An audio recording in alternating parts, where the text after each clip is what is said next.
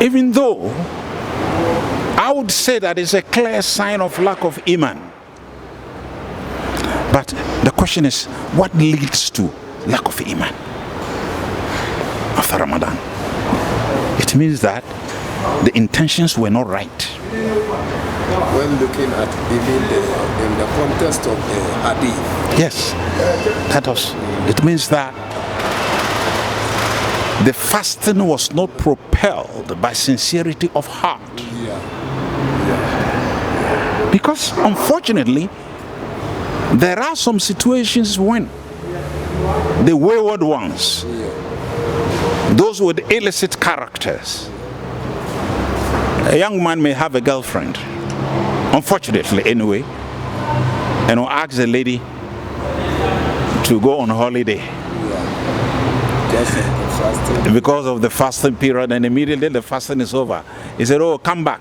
Oh, what kind of life is this?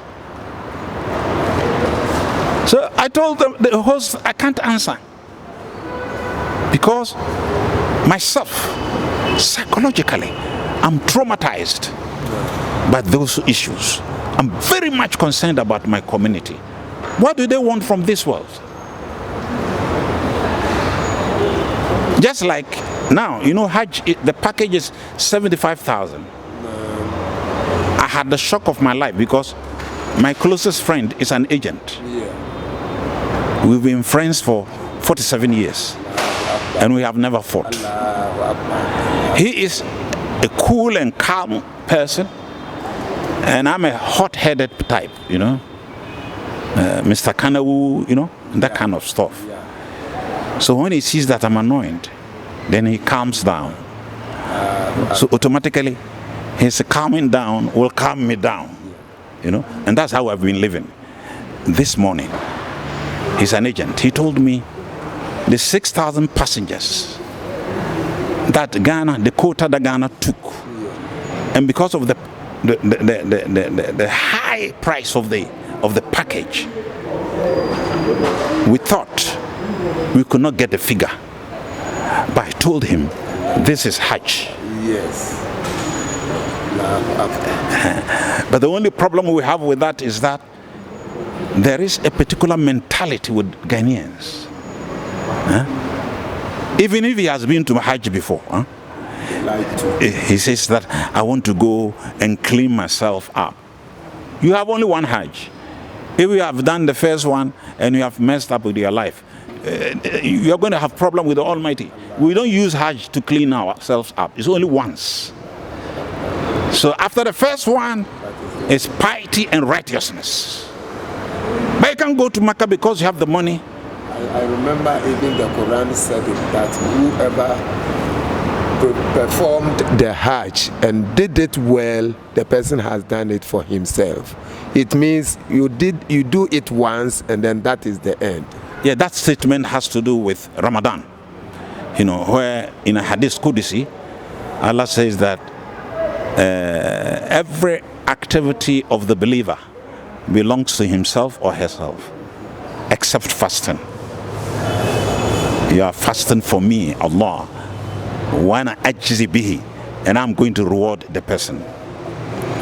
But actually, the issue of Hajj, the issue of Ramadan, the way Muslims uphold it, the aftermath of those religious rites leaves much to be desired. They fast and come and misbehave. They go to Mecca, perform Hajj, and come and to misbehave. That is a challenge for us to talk about and pray to Allah to change the characters of people. It doesn't augur well for us at all as Muslims and believers in the Almighty.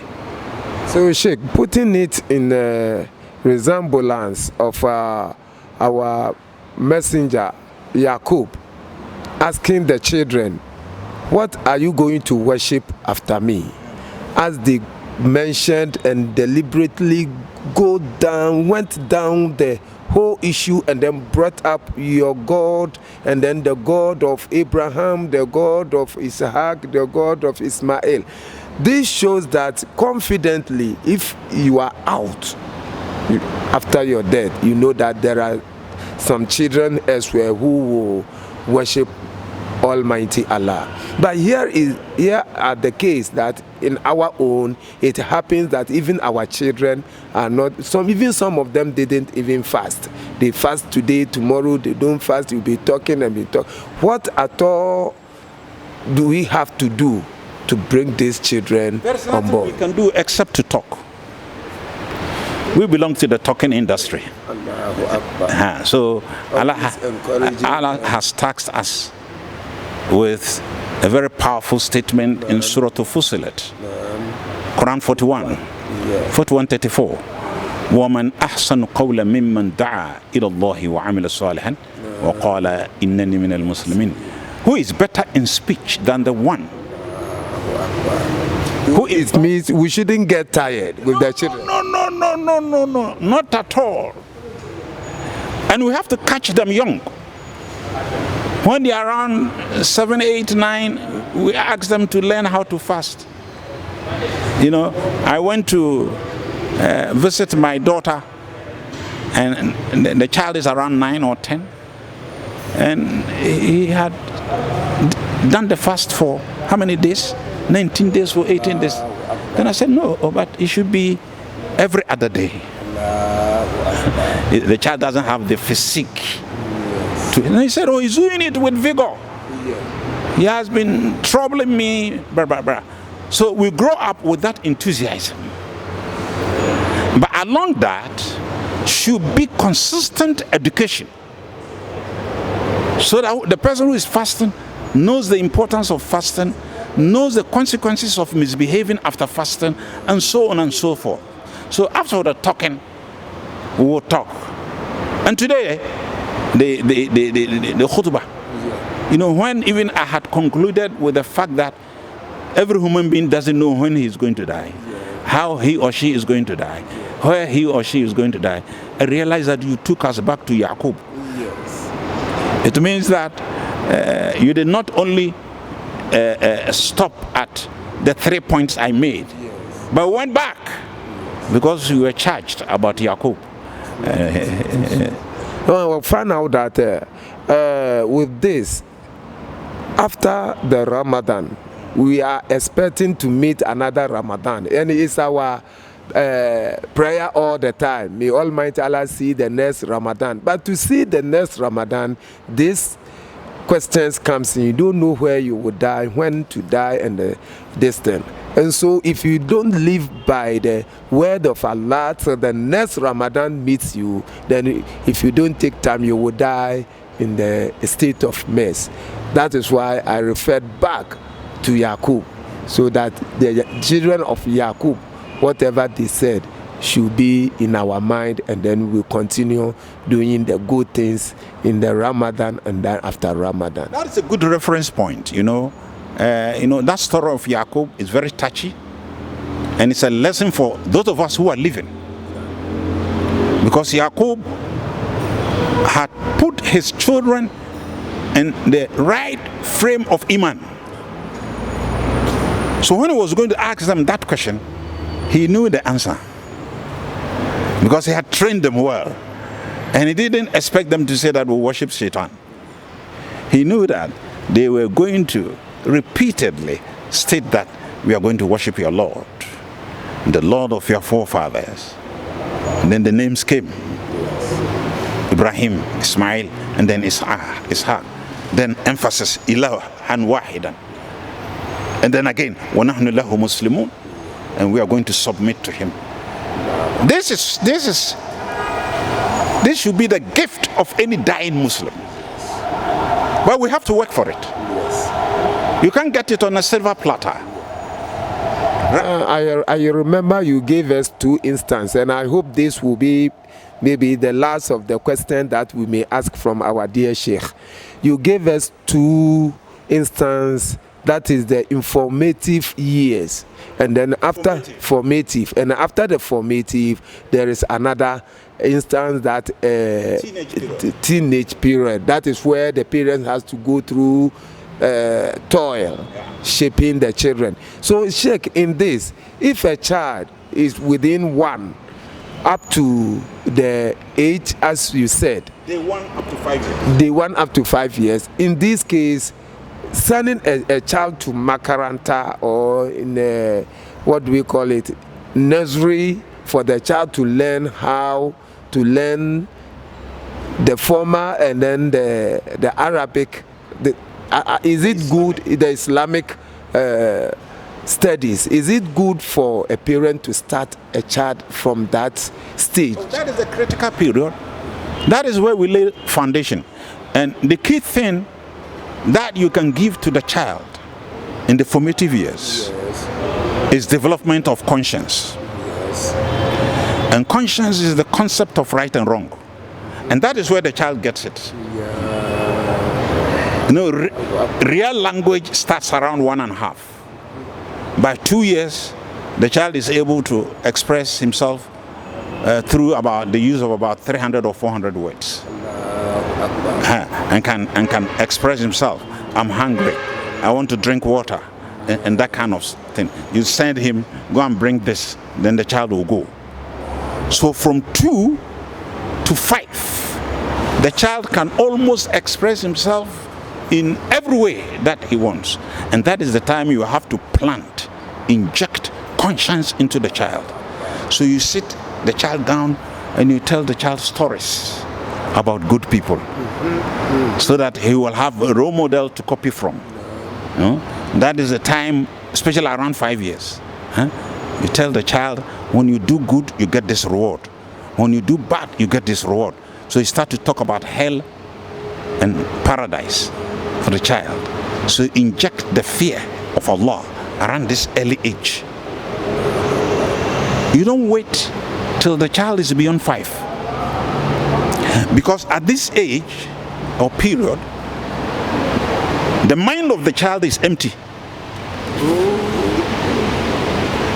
It's empty. There's nothing in there.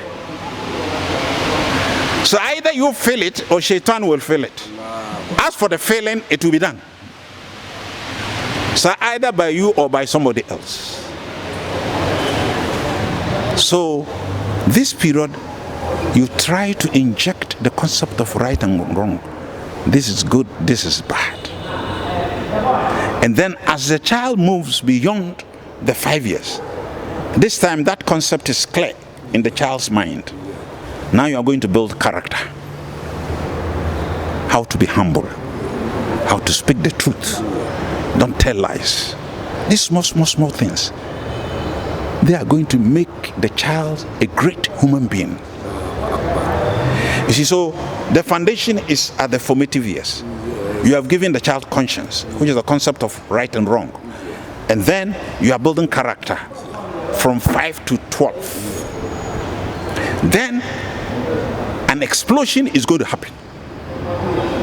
We call it physiological explosion of the body. Some scholars call it growth spurt in educational psychology. So the child is not going to develop physical strength. So if it is not accompanied by character building, then the physical strength will overwhelm mental strength. So the child will start to misbehave, become recalcitrant. You talk, he doesn't listen. Blah, blah, blah. Patiently, because already the foundation is there, you take your time and then be talking. It is not all the time that you have to beat the child. In this age, talking is more powerful than beating. Because beating is a source of enmity for the child. You are inflicting pain on the child. So you instantly become the child's enemy. Now you're always beating me up. So you bring the child close to you. You see, what you did is not right. And anytime he does something good, you give a pat on the shoulder. Then you pray for him. May Allah reward you abundantly for doing such a wonderful thing. Then small, you're moving the child. By the time the child reaches 18, the child's philosophy about life that you want him or her to acquire is clear in the mind. Sheikh, you see, the conversation is becoming so interesting and interesting. I would have even liked to ask Sheikh. We all wish one day we get children who are Hafiz and well embraced with their religion. And I hope our Sheikh is on his journey to somewhere, and I may not want to intervene into those ones, but I hope Sheikh will find time with us. As on the program, Ask the Sheikh, I hope our dear Sheikh Nuamah will get time for us another day. Yes, inshallah, of course. This is my home. Yes. Inshallah. We thank you very much, Sheikh, for being with us, and we know you will impact on a lot of knowledge as to how to live after Ramadan and how to nurture our children so that we get the children as we are looking for. And I hope Almighty Allah willing, we shall get Sheikh on our program. Ask the Sheikh again. On this note, our great thanks will go to our sister TV stations, Ya Rahim TV and then the Qabastvgh TV. And then we thank our Sheikh most for that. May Almighty Allah bless him, and we hope we shall be with you another time. Assalamu alaikum wa rahmatullahi wa barakatuhu.